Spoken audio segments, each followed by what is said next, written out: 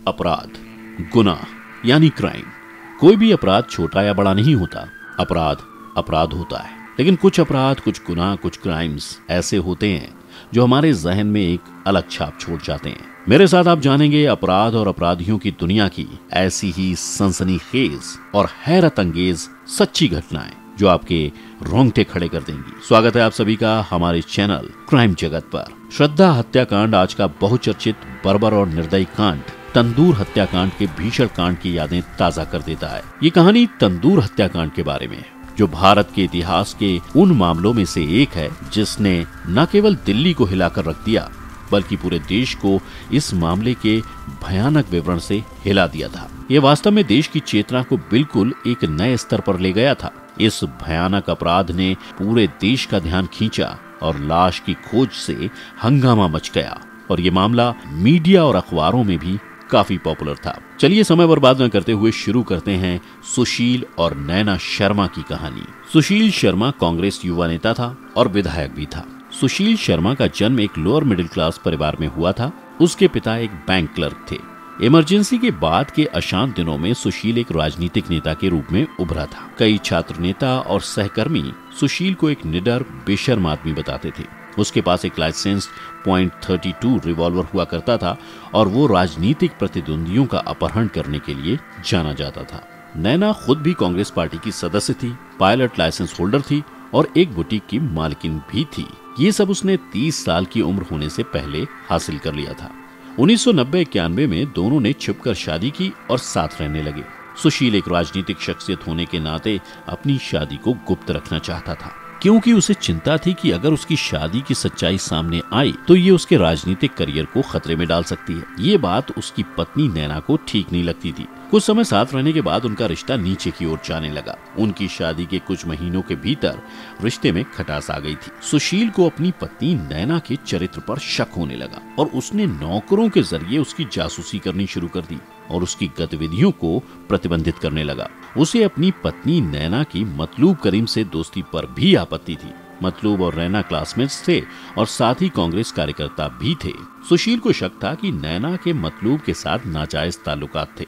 अपने वर्तमान संबंधों से नाखुश और सुशील ने अपनी शादी को छिपाने के कारण नैना ने ऑस्ट्रेलिया जाने का फैसला किया, जिसके लिए उसने मतलूब की मदद ली। 2 जुलाई 1965 की रात जब सुशील घर आया तो उसने नैना को किसी के साथ फोन पर बातें करते और शराब पीते देखा था। सुशील को देखकर नैना ने फोन रख दिया। सुशील ने फोन रीडायल किया तो मतलूब दूसरे छोर पर था। बिना सच्चाई जाने सुशील को गुस्सा आ गया और दोनों आपस में लड़ने लगे। राजनीति में सफलता की कमी के कारण और बढ़ते टकराव और जेलसी की भावना के बीच सुशील ने अपनी लाइसेंस रिवॉल्वर निकाली और 3 गोलियां दागी, जिसमें से नैना को 2 गोली लगी और तीसरी गोली एयर कंडीशनर में लगी। गुस्से में आकर उसने अपने साथी को ही गोली मार दी।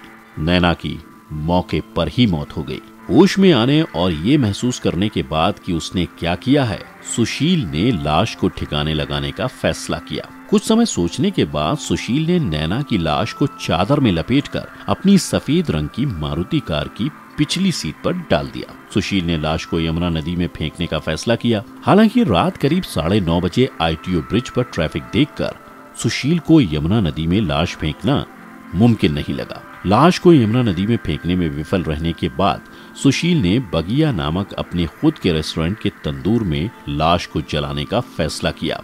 सुशील करीब 10:15 बजे रेस्टोरेंट पहुंचा। उसकी कार को एक सुरक्षा गार्ड महेश ने देखा, जिसने रेस्टोरेंट में एंट्री की। रेस्टोरेंट में पहुंचने के बाद उसने अपनी टिंटेड कार की खिड़की को थोड़ा नीचे किया। केशव कुमार को बुलाया, जो रेस्टोरेंट का मैनेजर था। सुशील ने केशव को तुरंत रेस्टोरेंट बंद करने और स्टाफ को घर भेजने का निर्देश दिया। फिर सुशील ने केशव को अपराध के बारे में बताया और केशव से लाश को ठिकाने लगाने में मदद करने को कहा। वफादारी से मजबूर केशव ने सुशील के आदेशों का पालन किया और रेस्टोरेंट बंद कर दिया और स्टाफ को घर भेज दिया। फिर सुशील ने केशव से एक बैग लाने को कहा, लेकिन कार की पिछली सीट पर चादर में लिपटी पड़ी नैना की लाश बैग में फिट नहीं हुई और लाश को कारपेट में अंदर ले जाना पड़ा। फिर दोनों ने तंदूर के ऊपर नैना की लाश, लकड़ी और पार्टी प्रचार पोस्टर्स के साथ चिता बनाई। फिर सुशील ने नैना के शरीर के कई टुकड़े कर दिए ताकि वो तंदूर के अंदर फिट हो जाए और तंदूर के अंदर ठीक से जल जाए। जहाँ केशव पहरा दे रहा था वहीं सुशील ने लाश को तंदूर में रख दिया। सुशील का घी खत्म हो गया तो उसने केशव को बटर लेने भेजा। केशव 500 ग्राम बटर लेकर लौटा, लेकिन ये काफी नहीं था और जब शरीर तंदूर में आधा डला हुआ था तो सुशील ने उसे जलाने में मदद करने के लिए उसमें कागज डाले। समय लगभग 12 बजे का था। पेड़ों की कतार वाली सड़क रात को सुनसान थी। ट्रैफिक कम हो गया था, सड़कें खाली थी। लोग आस पड़ोस के घरों में चैन की नींद सो रहे थे। रेस्टोरेंट के बाहर धुएं का गुबार था। इस रेस्टोरेंट में इतनी देर में खाना नहीं बन रहा था, लेकिन तंदूर में एक महिला की लाश जलाई जा रही थी। रेस्टोरेंट के अंदर आग की लपटें उठती देख एक बुजुर्ग सब्जी वाली जोर जोर से चिल्लाने लगी। पुलिस कांस्टेबल अहमद नजीर कुंजू, जो कनॉट प्लेस में ड्यूटी पर थे, रात का चक्कर लगाते हुए महिला की चीख सुनी और उनकी नजर रेस्टोरेंट पर गई। उसने धुएं और आग की लपटों के कारण की जांच करने का फैसला किया। कुंजू रेस्टोरेंट के अंदर गया और सुशील ने उसे बताया कि वे पुराने चुनाव के पोस्टर जला रहे हैं। कुंजू सुशील द्वारा दिए गए जवाब से सहमत नहीं था, क्योंकि उसने पोस्टर जलाने के लिए आग को असामान्य रूप से बड़ा पाया। एज पुलिस ऑफिसर कुंजू कोई भी असाधारण स्थिति को नजरअंदाज नहीं कर सकता था, इसलिए कुंजू ने पूरी जिज्ञासा से हस्तक्षेप करने का फैसला किया। उसका ध्यान आकर्षित होने के बाद कांस्टेबल ने होटल की दीवार फांदकर देखा कि तंदूर के अंदर 2 लोग कुछ जला रहे हैं। पास जाकर देखा तो सिपाही ने तंदूर के बाहर एक मानव धड़ चिपका हुआ देखा। उसने जल्दी से आग बुझाई और पाया कि वो एक जला हुआ शरीर था, जिसके निचले हिस्से की त्वचा पूरी तरह से पिघल चुकी थी। वह तुरंत हरकत में आया और बगिया रेस्टोरेंट के मैनेजर केशव कुमार को तुरंत गिरफ्तार कर लिया। घटना स्थल पर और पुलिसकर्मियों के पहुंचने से पहले ही सुशील भाग गया था। एक अनुचित स्थिति में तेजी से प्रतिक्रिया करने की कुंजू की क्षमता के कारण एक जले हुए शरीर की खोज हो पाई, वरना सबूत नष्ट हो गए होते और लाश जल गई होती। ये खबर तेजी से फैली कि लाश को होटल के तंदूर में जलाने का प्रयास किया गया था और 3 जुलाई 1995 को दिल्ली एक ऐसे अपराध की खबर सुनकर जागी जो न सिर्फ एक खतरनाक मर्डर था, बल्कि जब शरीर समेत सबूतों को हटाने की बात आती है तो वह काफी क्रूर अपराध भी था। नैना के पति सुशील को खोजने के लिए बड़े पैमाने पर पुलिस ने अभियान चलाया। पुलिस ने अपराध स्थल पर सबूत इकट्ठा करने के लिए फॉरेंसिक टीम को बुलाया और शव को LHMC दिल्ली में पोस्टमार्टम के लिए भेज दिया। जली हुई लाश, जिसके घुटने के नीचे से दोनों पैर कटे हुए थे और दोनों हाथ कटे हुए थे, की पहचान सबसे पहले मतलूब करीम ने की थी। उन्होंने इसकी पहचान नाक का शेप और नैना के हेयर स्टाइल से की थी। लाश की पहचान करने के लिए DNA टेस्ट भी कराया गया था। अब के दौर में DNA टेस्ट सामान्य है, लेकिन 1995 के दौर में ऐसा करना काफी रेयर था। जहां तक पुलिस का संबंध था, ये मर्डर का ओपन एंड शट केस था। पुलिस ने अपनी जांच शुरू की। उनका मानना था कि मर्डर फ्लैट में हुआ था, जिसके बाद सुशील नैना की लाश को नष्ट करने के लिए तंदूर में लेके गया। सुशील के फ्लैट की बिल्डिंग से लाश को दूसरी मंजिल से नीचे घसीटे जाने के निशान पुलिस को मिले थे। पुलिस ने सुशील के फ्लैट से गोलियां और खाली कारतूस भी बरामद किए और बाथरूम के फ्लोर पर खून के निशान भी पाए थे। इसके अलावा पुलिस ने बाथरूम में खून से सने हुए पुरुष के कपड़े भी बरामद किए। सब खून वाले आर्टिकल्स के ब्लड रिपोर्ट्स में पुलिस ने नैना का ब्लड ग्रुप AB पाया था। तंदूर के पास खून के धब्बे वाला काला पॉलीथीन का बैग भी पुलिस को मिला था। सुशील की लाइसेंस रिवॉल्वर पुलिस ने जब्त की और पुलिस ये पता लगाने के लिए बैलिस्टिक रिपोर्ट का वेट कर रही थी कि क्या ये मर्डर वेपन है या नहीं। पुलिस तब ये तय करने की कोशिश कर रही थी, क्या शरीर काटा गया था या तंदूर में आग की तीव्रता ने अंगों को तोड़ दिया, क्योंकि गंभीर गर्मी शरीर को तोड़ सकती है। पुलिस इस नतीजे पर पहुंची कि लाश को काटकर जलाया गया और सबूतों को विधिपूर्वक और सुनियोजित तरीके से नष्ट किया गया था।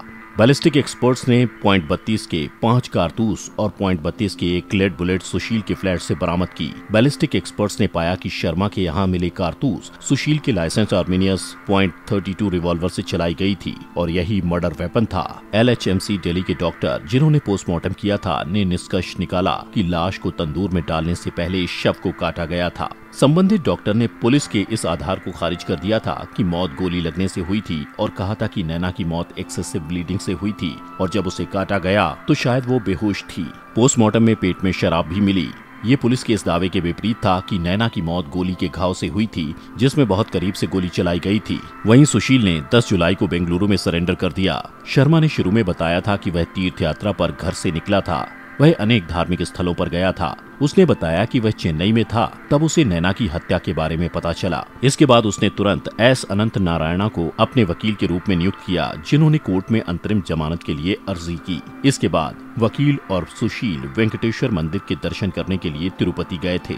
सुशील ने अपना सिर भी मुंडवा लिया और अपनी मूछ भी मुंडवा ली थी। हाई कोर्ट ने जब इस जमानत की अर्जी को खारिज कर दिया, उसके बाद शर्मा और उनके वकील वेल्लोर आए और पुलिस के सामने सरेंडर करने के लिए बेंगलुरु पहुंचे। शुरुआत में पुलिस को लगा था कि ये ओपन एंड शट केस है, लेकिन पोस्टमार्टम रिपोर्ट और डॉक्टर की फाइंडिंग्स पुलिस की फाइंडिंग से विरोध में आने के बाद मामला और उलझ गया और गहरा गया। अब पुलिस ने सुशील से ही सब कुछ कबूल कराने का फैसला किया। पुलिस पूछताछ के दौरान सुशील ने राजनीतिक प्रतिद्वंदी पर आरोप लगाते हुए इसे राजनीतिक साजिश बताया। पुलिस को पता था कि अगले कुछ दिनों में वह पुलिस को गुमराह करने के लिए या हत्या के आरोप को बदलने के लिए इस तरह की बहुत सारी कहानियां सुशील गढ़ेगा। शर्मा से एक बालिया बयान लेने में असफल रहने के बाद पुलिस के पास कोई चारा नहीं था, इसलिए पुलिस ने अदालत से दूसरा पोस्टमार्टम कराने का अनुरोध किया। उन्होंने अदालत को कारण दिया कि चूंकि LHMC दिल्ली में एक्सरे मशीन काम नहीं कर रही थी और शरीर को पहचान से भी परे चला दिया गया था। पहली पोस्टमार्टम रिपोर्ट में लाश में गोलियों के निशान दिखाई नहीं दिए थे। दूसरा पोस्टमार्टम कराने का आदेश दिल्ली के उपराज्यपाल द्वारा दिया गया था, जिसे 3 अलग अलग अस्पताल के 3 डॉक्टर्स की एक टीम ने किया। ये दूसरी पोस्टमार्टम रिपोर्ट थी जिसने दिल्ली पुलिस द्वारा स्थापित घटनाओं का समर्थन किया था।